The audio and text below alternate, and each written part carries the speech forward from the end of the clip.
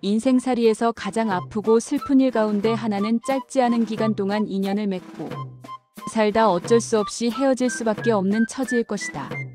특히 동서고금을 막론하고 가까운 사이였던 남녀의 헤어짐은 예술작품의 주제로 으뜸을 차지하는 것으로 알려져 있다.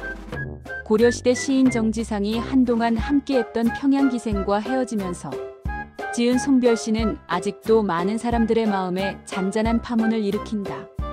비개인 언덕의 풀은 더욱 푸르르고 남포에서 그대 보내니 이 마음 슬퍼라. 대동강 물 어느 때나 다 마를까. 이별의 눈물 해마다 푸른 물결의 합해지리.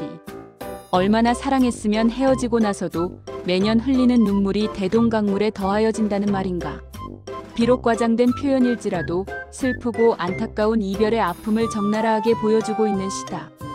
기생들 역시 이별의 고통은 진배 없었으리라. 지금까지 전해오는 시조에서도 이런 상황에 놓인 기생들의 속내가 절절히 배어있다. 친하지 않았던들 이별이 있을 송가 이별 없으면 그리움도 없어. 그리우나 만날 수 없는 그리움은 애초에 정주지 않아 그리움 없는 이만 못해. 어쩌다 내 청춘이 이 일로 해서 백발이 되는구나. 참으로 대단한 비유가 아닌가. 이별의 아픔을 이처럼 단순하면서도 애절하게 표현하다니. 기생들의 문학적 수준이 보통이 아니라는 사실을 깨닫게 해준다. 만남이 없었다면 이별도 없었을 게 아니냐는 이 단순한 표현은 요즘에도 대중가요 가사에서 흔히 볼 수 있는 것이지만 두 번째, 세 번째 행에서는 한탄과 아픔의 깊이랄까 그런 상황이 더 구체적이고 강렬한 표현을 빌어 독자를 사로잡는다.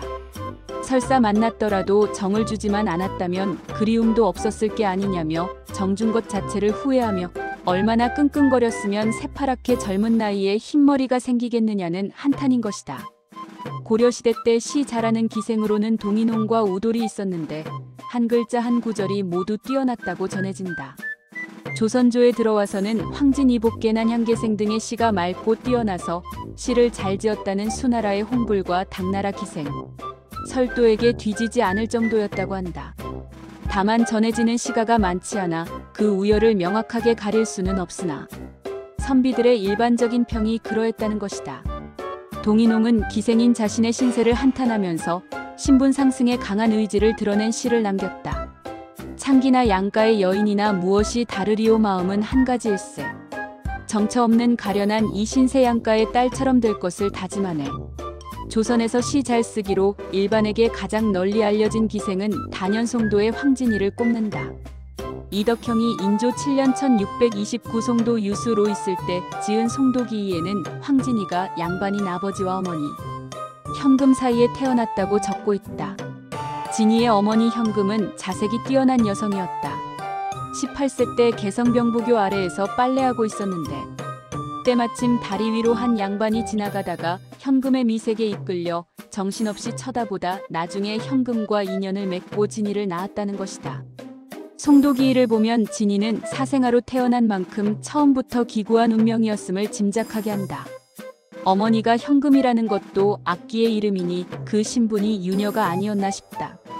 진이는 나이가 들수록 아름다운 자태와 빼어난 미모를 자랑하게 되었고 또 가무도 뛰어나 차츰 경양각지에 그 이름이 알려지게 된다. 게다가 글솜씨까지 더해졌으니 내로라 하는 선비들이 한 번쯤 품에 안고 싶은 기생으로 떠오른 것은 어찌 보면 당연한 일일 것이다. 황진이는 요즘 말로 하면 스타 탄생이었다. 황진이의 러브스토리 중 가장 먼저 나오는 인물이 벽계수이다. 효령대군의 증손이었던 벽계수 이훈호는 호탕한 사내로 개성에 자주 드나들었던 것으로 보인다. 낭만적 분위기가 강했다는 성종대에는 왕족이나 귀족의 아들들이 풍류를 만끽하며 노류장화를 곧잘 꺾었다고 야사는 기록하고 있다. 나중에 벽계수 이훈호는 형 주계군 이심원과 함께 연산군이 일으킨 갑자사화 때 모두 죽임을 당했다. 황진이와 벽계수의 사랑은 그 전에 이루어진 것이다. 벽계수가 첫 만남 때 황진이를 퇴짜 놓듯 하자 황진이는 점잖게 한 수 던진다. 청살리 벽계수야 수위감을 자랑 마라. 넓고 큰 바다에 한번 다다르면 다시 올 수 없으니 밝은 달빛이 저 텅 빈 산에 가득하니 잠시 쉬어간들 어떠리. 긁게나 읽었다는 낭만파 벽계수의 눈이 휘둥그레진 것은 당연한 일일 터. 그 다음은 독자의 상상에 맡길 수밖에. 황진이는 단순한 기생이 아니었다. 그녀는 고려시대 왕궁터가 있었던 송악산에 올라 옛 왕조의 자취를 더듬어보는 역사의식도 있었다. 개울곁 옛절 쓸쓸도 한데 석양의 교목은 나의 시름 더하네요. 차가운 안개는 스님 꿈 흔들고 깨어진 탑머리엔 세월만 흘렀어요. 봉황이 돌아간 곳 참새만 날고 두겨나 피었는데 소와 양만 치네요. 번화했던 지난날 되새기지만 봄이 가을 같을 줄 어찌 알았으리요. 한때 가까이 있었던 소판서 세양과 작별하면서 쓴 시. 달빛 비치는 뜰에는 오동잎 지고 서리 내린 들녘에 들국화 시드네. 누각은 높아 하늘에 닿고 그 사람 취해도 술잔 끝없어. 흐르는 물소리 검은고와 합하고 매화 향기 피리소리와 아우르네. 내일 아침 그대와 헤어진 뒤에는 사무치는 정푸른 물결되어 끝이 없으리. 누구에게 구속받기를 싫어했던 자유로운 영혼 황진이는 개성 천마산에 있는 박연폭포에도 올라 명시를 남겼다. 가을 단풍이 아름다워 송도 삼절의 하나로 꼽히는 박연폭포는 금강산의 구룡폭포, 설악산의 대승폭포와 함께 우리나라의 스리대 명폭포 가운데 하나이다. 독구렁. 한 줄기 긴 냇물 구렁에 부딪히고 용추는 백길인데 물소리 웅장하네. 물이 날아 거꾸로 떨어지니 은하수를 의심하고 성난폭포의 흰 무지개 완연하네. 물보라 일으켜서 동부를 뒤덮고 구슬은 부서져서 하늘에 사무치네. 유자들아 여산의 승경 말하지 말라. 천마가 해동의 으뜸임을 알아다오. 1. 사연이 많은 황진이. 기생을 해어화라고도 불렀듯이 그녀는 한번 화려하게 피었다가 지는 꽃처럼 그 생명이 짧았다. 송도의 명기 황진이도 한 떨기꽃처럼 잠시 피었다 졌으므로 그녀에 관한 전설과 사연도 가지가지였다. 가장 먼저 나오는 이야기가 벽계수와의 로맨스이다. 벽계수 이혼호는 형주계군 이심원과 함께 효령대군의 증손이다. 이들 형제는 연산군 갑자사화 때에 모두 살해되었다. 따라서 문제된 황진이와 벽계수와의 유락은 성종시대나 연산군 초년이 된다. 원래 성종시대는 공자 왕손들이 풍류에 젖어 노류장화를 곧잘 꺾었다. 아무래도 성종 말년경이 된다. 벽계수는 호탕한 왕자로서 개성에 드나들었던 것으로 보여진다. 청살리 벽계수야 수의감을 자랑 마라. 일도 창해하면 다시 오기 어려우나 명월이 만공산하니 쉬어간들 어떠리. 여기서 나오는 벽계수는 물을 노래한 것이지만 그 속에는 벽계수 이 혼원을 사모하는 깊은 연정에서 나온 노래라 한다. 동짓달 기나긴 밤을 한 허리를 베어내어 춘 이불 이관 서리서리 넣었다가 어른님 오신 날 밤 씻어든 구비구비 펴리라. 완전히 기생티가 나는 노래이다. 누구를 사모하여 지은 시인지는 알 수 없으나 기녀로서 애절하고 호색적인 면을 아스라이나 어저 내일이여 그릴 줄을 모르던가. 이 시리 하더면 가라마는 제 구태여 보내고 그리는 정은 나도 몰라 하노라. 내 언제 무신하여 님을 언제 속였건데 월침 삼경에 온 뜻이 전혀 없네. 추풍해지는 입소리야 낸들 어이하리요. 기약 없는 남성을 기다리는 여심을 읊조린 시조이나 어딘지 모르게 애타게 기다리는 여성의 심리를 잘 묘사하였다. 산은 옛산이로되 물은 옛물이 아니로다. 주야로 흐르거든 옛물이 있을 소냐.